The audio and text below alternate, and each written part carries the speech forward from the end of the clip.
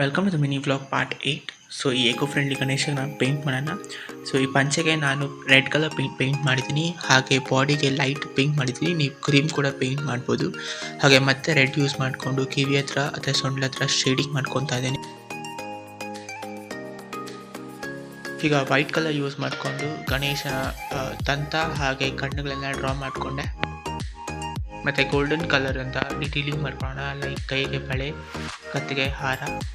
ಈಗ ಗಣೇಶ ಕಿರೀಟ ಮಾಡ್ಕೊಳ್ಳೋಣ. ಸೊ ಕಿರೀಟ ಮಾಡ್ಕೊಳೋಕ್ಕೆ ವೈಟ್ ಪೇಪರಲ್ಲಿ ಕಿರೀಟ ಶೇಪಲ್ಲಿ ಕಟ್ ಮಾಡಿಕೊಂಡು ಗೋಲ್ಡನಲ್ಲಿ ಪೇಂಟ್ ಮಾಡಿ ಈ ಸ್ಟೋನ್ಸ್ ಬರುತ್ತಲ್ಲ, ಸೊ ಆ ಸ್ಟೋನ್ಸಲ್ಲಿ ಒಂದೊಂದನ್ನೇ ಸ್ಟಿಕ್ ಮಾಡಿಕೊಂಡು ಕಿರೀಟ ಮಾಡಿಕೊಂಡೆ.